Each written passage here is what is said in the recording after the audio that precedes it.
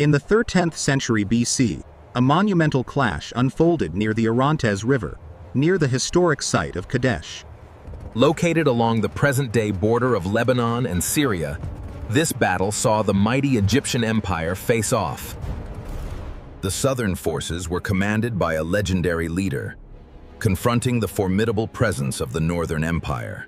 Led by Muwatalli II, the historic encounter of Kadesh stands out as the earliest large-scale strategic confrontation documented in detail. According to Egyptian records, it occurred around May 12, 74 BC, offering insights into ancient tactics. It is noted for being the largest conflict involving chariots, with an astounding 5,000 to 6,000 chariots engaged. Between 1400 and 1300 BC, Egyptian military actions in southern Canaan reflected the region's instability. With Egypt losing control of northern Syrian territories to the Mitanni during the reigns of Thutmose IV and Amenhotep III, this decline in Egyptian power is noted in the Amarna letters from the late 8th dynasty. However, Horemheb's rule marked a resurgence in regional strategic initiatives, aiming to re-establish influence over the area. This endeavor was further advanced during the 19th dynasty, particularly under Seti I, who aimed to restore Egypt's former glory. Seti I's campaign across Canaan and Syria included the reoccupation of relocated positions and the securing of Kadesh and the Amurru kingdom, signifying a strategic effort to reclaim lost territories and fortify Egypt's influence. His son, Ramesses II, also played a significant role in these military pursuits, notably preparing for the significant Kadesh expedition.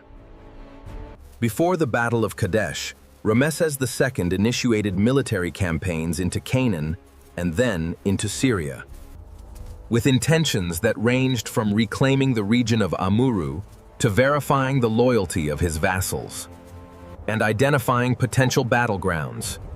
By May 12, 74 BC, he led a significant force from Ramesses towards Gaza, passing the fortress of Trigel. This expedition, aimed at reconnecting with Amurru, motivated the Hittite ruler Muwatalli II to confront the Egyptians, culminating in the battle at Kadesh.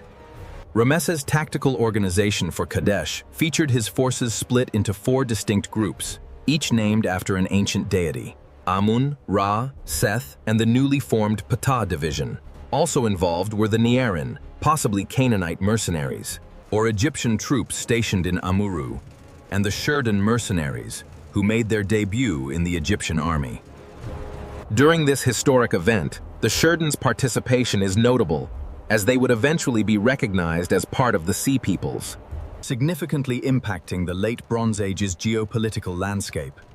The Southern Chariot Force, an essential element of Ramesses' military might, is difficult to quantify precisely. However, estimates suggest no fewer than 2,000 chariots were distributed across the divisions of Amun, Ra, Ptah, and Seth, with approximately 500 chariots per division. On the opposing side, King Muwatalli II of the Hittites rallied several allies to his cause, including Rimisharina, the king of Aleppo. Muwatalli strategically positioned his forces behind Old Kadesh, while Ramesses II was misled by 2 scouts into believing the northern forces were still far away, near Aleppo. This misinformation led Ramesses to order his troops to set up camp prematurely, resulting in the Egyptian forces being surprised by the actual proximity of the Hittite army near Kadesh. As Ramesses and the Egyptian vanguard were approximately 11 kilometers south of Shabtuna, nearing Kadesh, they encountered 2 Shasu nomads. These nomads informed Ramesses, claiming that the northern leader was far away. in the land of Aleppo, over 200 kilometers north of Tunip, allegedly too fearful of Pharaoh to approach. According to Egyptian accounts, this misinformation was a deliberate strategy by the Hittites to prevent preparation. Later, an Egyptian scout captured 2 Hittite spies and brought them before Ramesses. Under questioning, the spies confessed their allegiance to the Hittite king, and revealed that the entire Hittite force was indeed very close.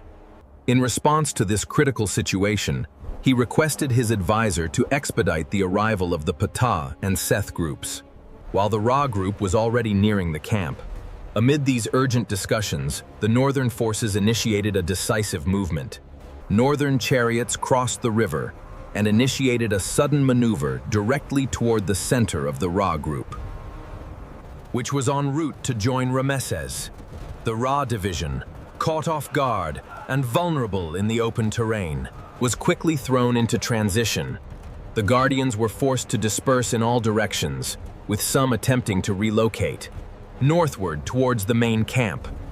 Throughout this chaotic retreat, the pursuing chariots relentlessly pursued the fleeing Egyptian troops, exacerbating the disorder and confusion within the Egyptian ranks.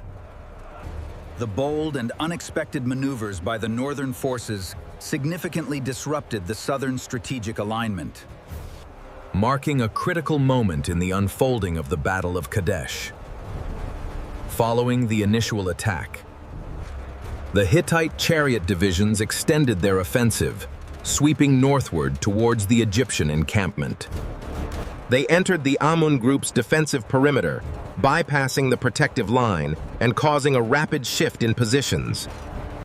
The Hittites, under the assumption that they had decisively defeated the Egyptians, began to plunder the camp. This premature act of looting made them vulnerable to a strategic counteroffensive by Ramesses. Seizing the opportunity, Ramesses led a successful maneuver that successfully redirected the opposing forces, but also forced them back toward the Orontes River, effectively reclaiming the safety of the Egyptian encampment. Ultimately, a historic peace treaty was signed 15 years after Kadesh, in 1258 BC. Thanks for watching.